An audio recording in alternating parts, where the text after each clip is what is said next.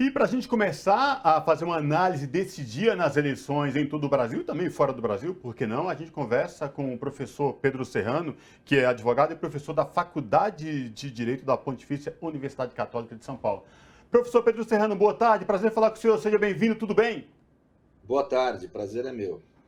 Professor, vamos começar com algumas informações que chegaram para a gente, que aconteceram durante o dia. E eu quero repercutir com o senhor essa questão aí de uma decisão do Tribunal Superior Eleitoral liberando o transporte de passageiros para votarem e ir até o local de votação, fortalecendo a democracia e dar o direito do cidadão votar. Mas ao longo do dia, o que nós vimos foram muitas ocorrências com interferência da Polícia Rodoviária Federal. Professor Pedro Serrano, por que isso aconteceu? Já existia uma determinação do Tribunal Superior Eleitoral para que de fato isso não acontecesse. Nós temos que entender claramente o que houve e as consequências disso. Obviamente, você fazer uma análise. Eu estou ouvindo, alguém está interferindo na conversa aqui.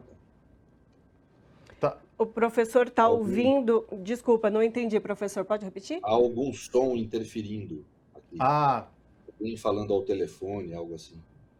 Pronto, professor, agora cessou.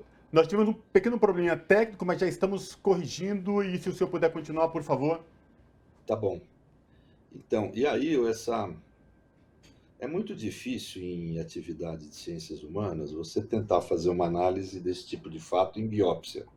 É muito mais racional você fazer em necrópsia, depois que tudo aconteceu e você tem os fatos bem estabelecidos. Mas o problema é que na minha área, direito constitucional e direito do Estado, em outros países do mundo chamado direito político, né, nessas questões são difíceis, porque um golpe, não adianta você vir depois que o golpe ocorreu e querer punir alguém. Depois que o golpe ocorreu, ocorreu.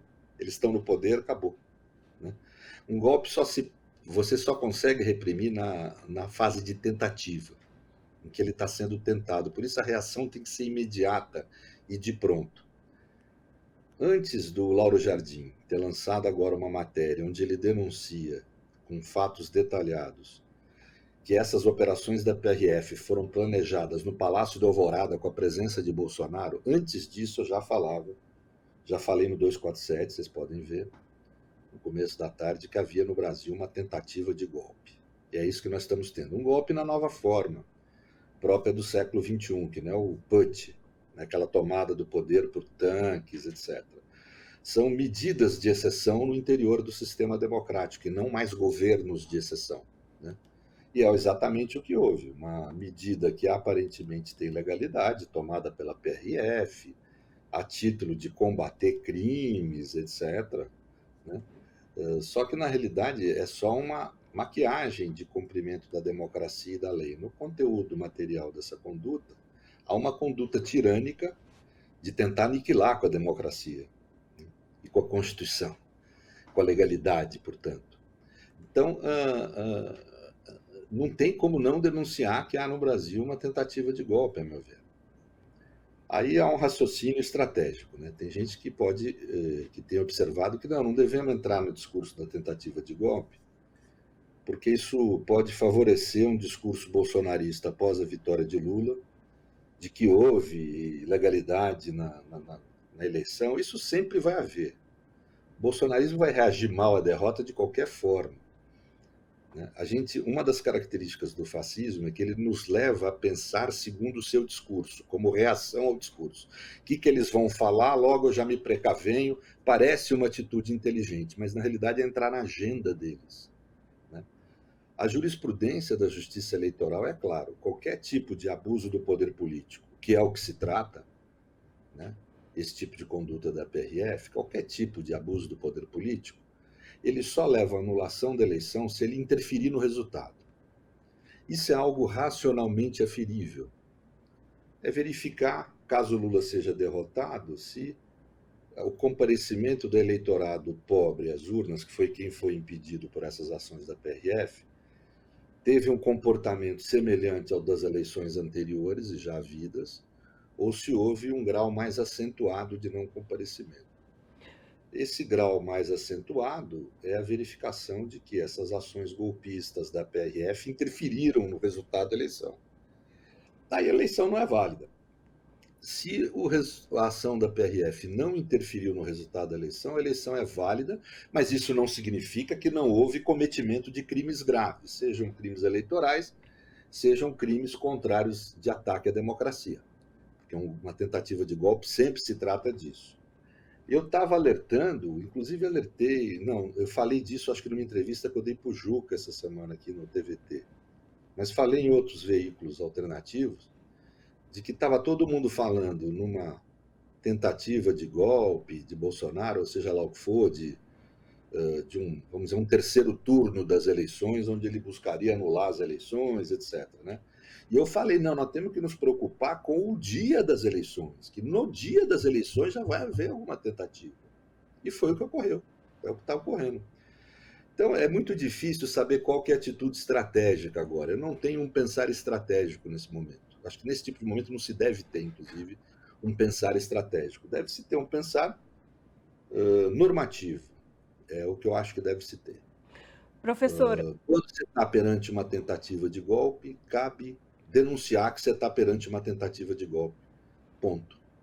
inclusive Alexandre de Moraes fez um pronunciamento agora um pouco antes das 4 horas da tarde, falando que não havia prejuízo na votação.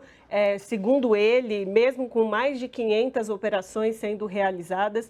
Agora, o que eu queria perguntar ao senhor, professor, é que se a gente pode fazer uma comparação com o que houve também na eleição dos Estados Unidos com a ação do Trump.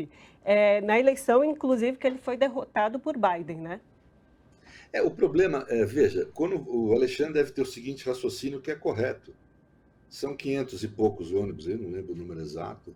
Se você multiplicar pelo número de passageiros, pelo que me falaram, dá umas 30 mil pessoas. Isso é insuficiente para interferir no resultado de uma eleição. O problema é que a gente não tem como aferir o medo que se ocasiona na sociedade e as dificuldades que cria. A ponte Rio-Niterói estava demorando 3 horas para ser atravessada, a mesma coisa lá no Sergipe. Ou seja, dificuldades de trânsito, etc., que desestimulam as pessoas a irem votarem. Ou seja, não é apenas aquelas pessoas que estavam no ônibus que foram impedidas de votar, houve mais gente. Né? Agora, para poder aferir isso, só com o resultado do comparecimento.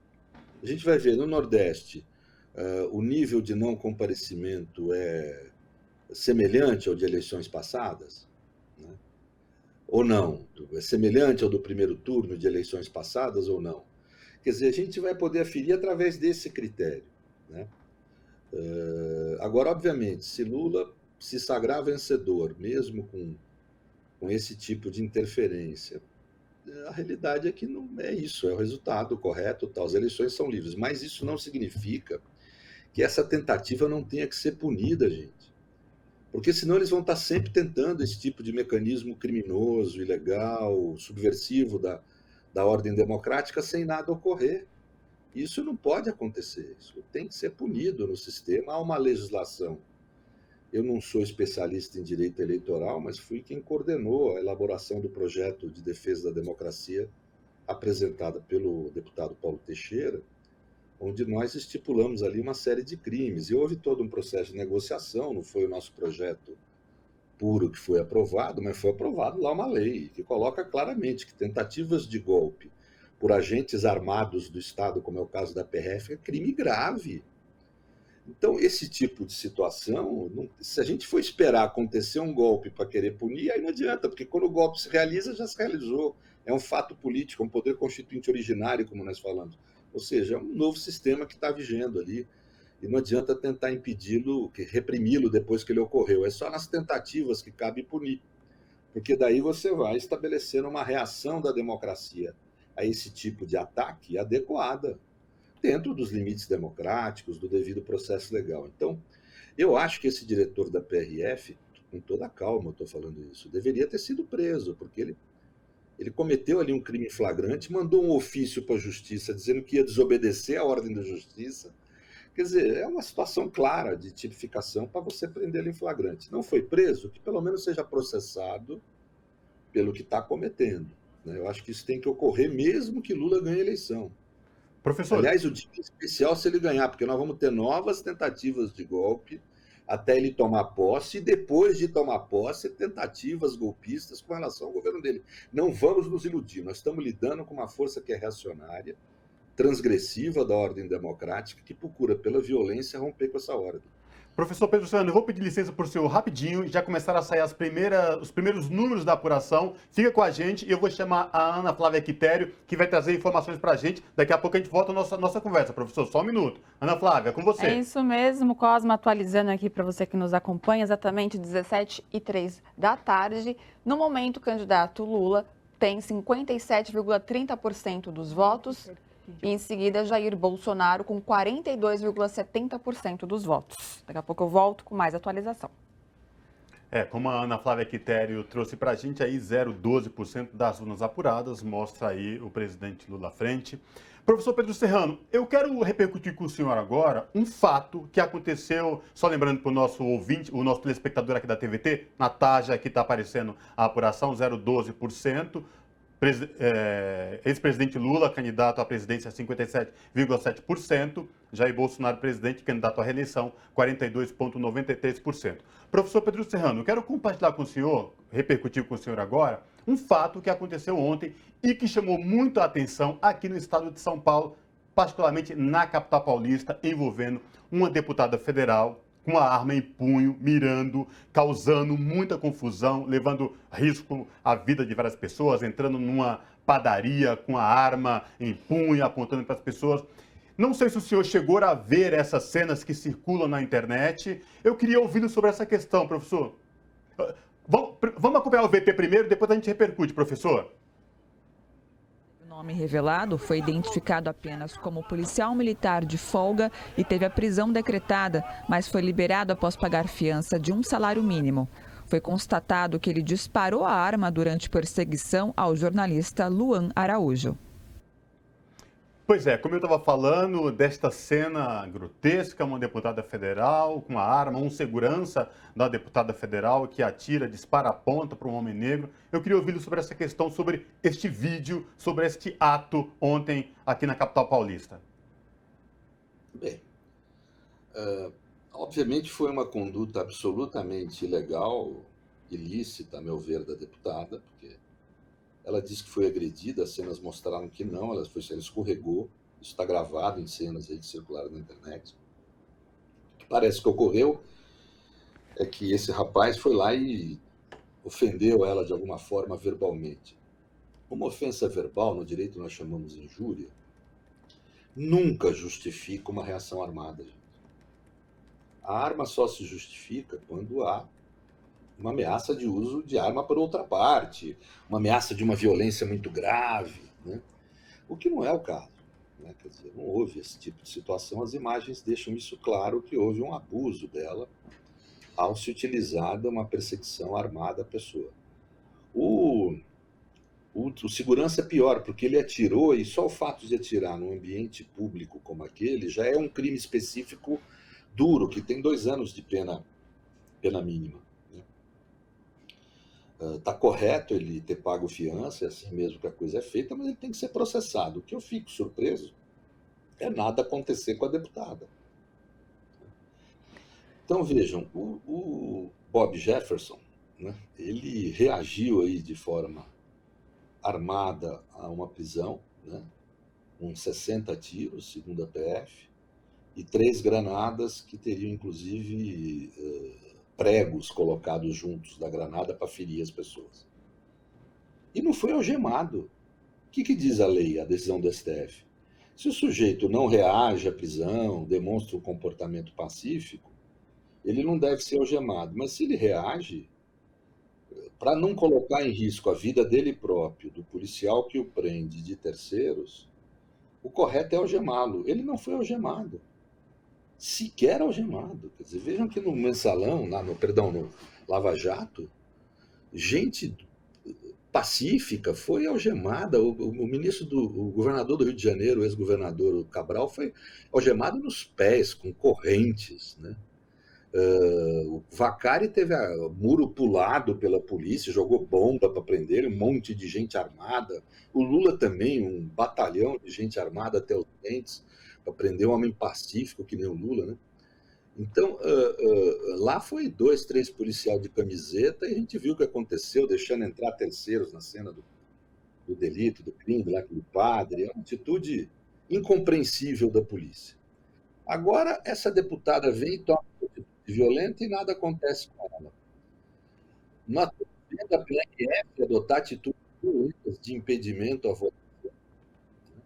E também nada acontece com esse pessoal, né? Na prática, parece que nada vai acontecer. Inclusive, professor, a gente viu as cenas e viu que o segurança dela, que faz um disparo durante a perseguição do Luan, do jornalista Luan, ele faz um disparo e, assim, pelo que dá para se perceber, a gente está aí retomando as imagens, esse homem de camiseta azul, sim, acinzentada, é o segurança da Carla Zambelli, ele faz um disparo e, assim, o que dá para perceber, o que a gente consegue analisar, que foi um disparo numa tentativa de acertar o Luan, né? De uma tentativa de assassinato aí teríamos?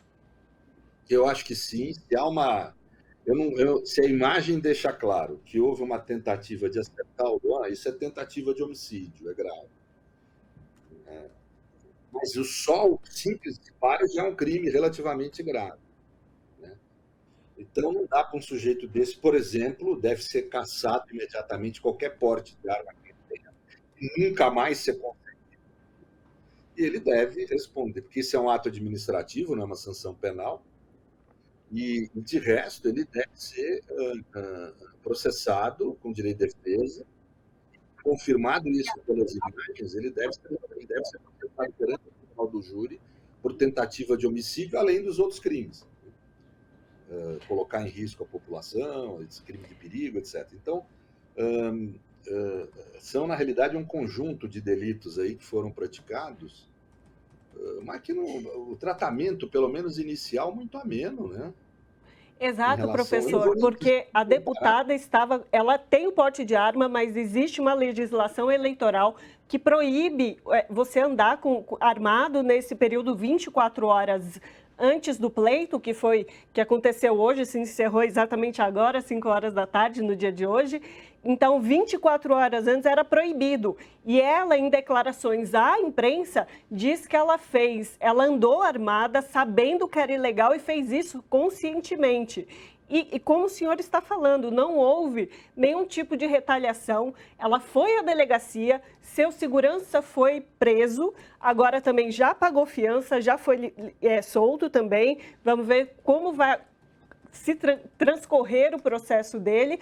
Mas o fato é que Carla Zambelli não sofreu nenhum tipo de retaliação, nenhum tipo de ação da polícia contra todas essas ilegalidades que ela cometeu, tanto de porte de arma, de ação contra uma pessoa e, inclusive, agora também a forma como ela se referiu a Luan nas suas redes sociais, que também se determina aí, o Luan pede uma averiguação de caso de racismo, né? Eu queria que o senhor pudesse comentar tudo isso.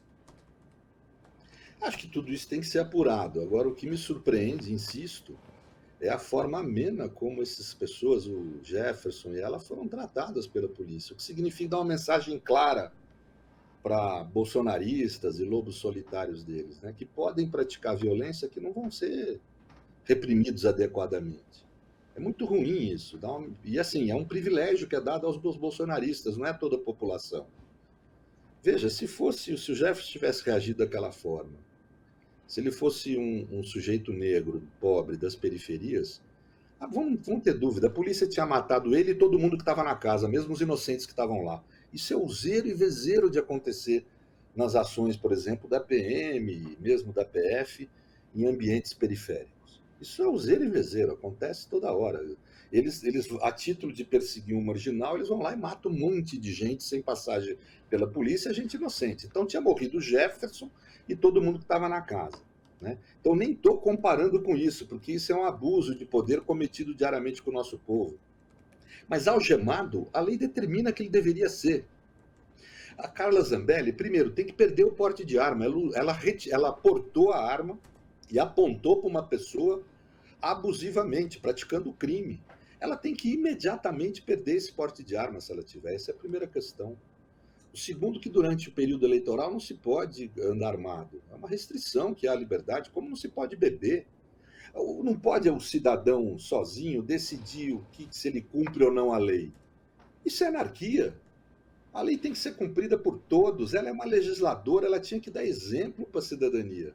Agora deu um exemplo de violência, mas eu acho que mais do que isso, além dos aspectos criminais, ela devia ter a sua diplomação cassada. Uma pessoa dessa não pode ser, que age dessa forma, não pode ser diplomado deputado federal. Se fosse um deputado progressista eleito, com certeza teria a sua candidatura aí, a sua diplomação cassada, né?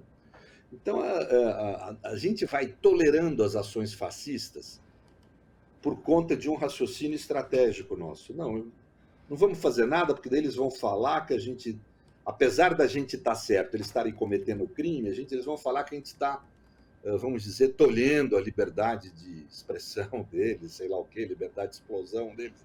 Liberdade de explosão que essa gente quer, né?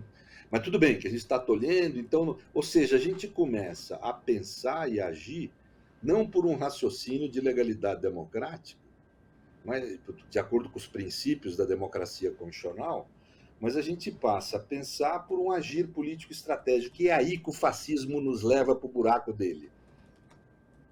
A legalidade democrática tem que funcionar.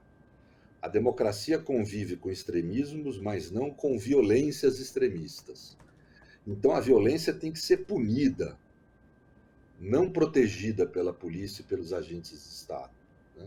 A violência política é pior do que a violência comum do marginal, porque essa violência política implica um ataque direto à democracia, ao conjunto de direitos que todos nós temos ou devemos ter.